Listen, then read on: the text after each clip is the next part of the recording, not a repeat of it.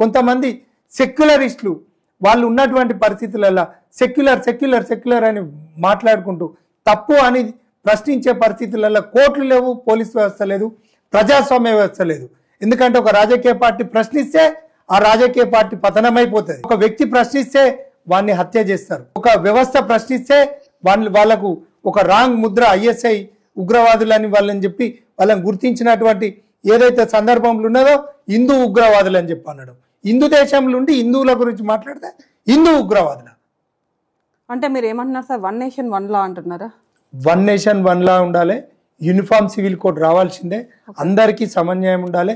Triple తలాక్ రద్దు చేసిండ్రు, ఎందుకు ముస్లిం మహిళలను గౌరవించినట్ట కాదా? దీని మీద చెప్పమ్మా, మీరు ఒక మహిళగా.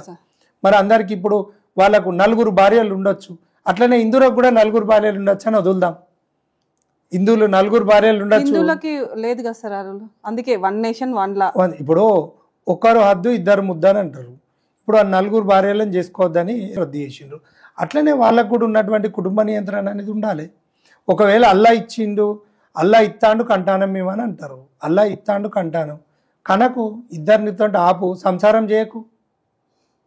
సర్జరీ చేసుకుంటే తప్పైతే సంసారమే చేయకు. కానీ ఇక్కడ దేశ భద్రత ఎక్కడిది? నీ ఇంట్లో 40 మంది ఉంటారు, 4 పిల్లలకు 5 పుడితే 20-30 మంది ఉంటారు.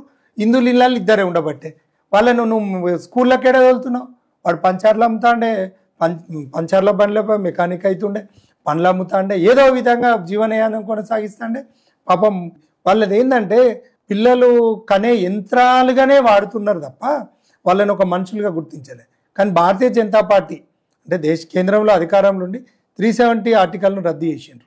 కానీ ఇలా ధైర్యంగా మాట్లాడే పరిస్థితులలో, ధైర్యం అంటే నిజం మాట్లాడడానికి ధైర్యం ఏముందమ్మా? ఇది అబద్ధమా? గాంధీ చేసిండు ఈ దేశానికి ద్రోహం, తర్వాత ఇందిరాగాంధీ చేసింది ఇంకో ద్రోహం. ఇక్కడ ఉన్నటువంటి పరిస్థితులలో కాంగ్రెస్ పార్టీలో మొత్తం పార్టీలో గాంధీ కుటుంబానికి సంబంధించిందే బేస్డ్ అయితే పార్టీ ఇక్కడ ఉన్నటువంటి మనకి ఇప్పుడున్నటువంటి ప్రజాస్వామ్య వ్యవస్థలో ప్రజాస్వామ్య వ్యవస్థనే తప్పు. ప్రజలకు న్యాయం అందించే దిశగా, ప్రజలకు సేవే మార్గంగా, సేవే దృక్పథంగా, సేవే చేసే మార్గంగా నాయకుడు పార్టీలు లేవు. ఏ పార్టీ అన్నా కానీ, ఈవెందో బీజేపీ అన్నా కూడా లేదు.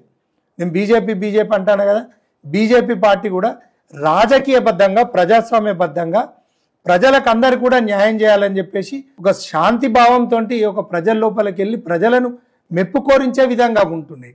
ముస్లిం దేశాలలో షరియత్ చట్టాలు ఉన్నాయి, మన ఇండియాలో ఎందుకు లేవు? లవ్ జిహాద్ చేసుకొని ఉంటాడు, వానికి పెళ్ళి అవుతుంది, ఇంకో హిందూ అమ్మాయిని తీసుకొని పోయి పెళ్లి చేసుకొని ఆమెను ముస్లింలకు కన్వర్ట్ చేస్తే ఇంతకుముందు ఆ త్రిపుల్ తలాక్ రద్దు కాకముందుకు అది లీగల్ మ్యారేజ్ అయ్యేది. ఎంత దారుణం ఇది! ఎక్కడున్నది మరి? షరియత్ చట్టాలు ఎందుకు అమలు కావద్దు? సెకండ్ మ్యారేజ్ చేసుకోవడం లేదు కదా సార్.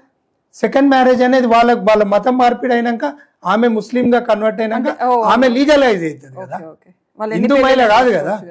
తర్వాత నీకున్నటువంటి పరిస్థితులలో హిందూ అమ్మాయిలను ట్రాక్ చేసేసి వాళ్ళని మ్యారేజ్ చేసుకోవడం, వాళ్ళకు ఖచ్చితంగా ఒక స్పెషల్ ఫండ్ అలాట్ చేస్తారు. వాళ్ళు కంప్లీట్ వానికి మెయింటెనెన్స్ ఇస్తున్నారు.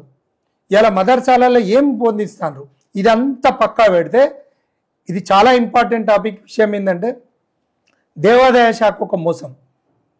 దేవుణ్ణి మొక్కాలంటే ఒక టికెట్ కొనుక్కోవాలి, దానికి అర్చనకు ఒక టికెట్, మనకు దర్శనానికి ఒక టికెట్, తలనీలాలు ఇవ్వాలంటే మన గుండుకు మనం కొట్టించుకోవాలంటే కూడా టికెట్.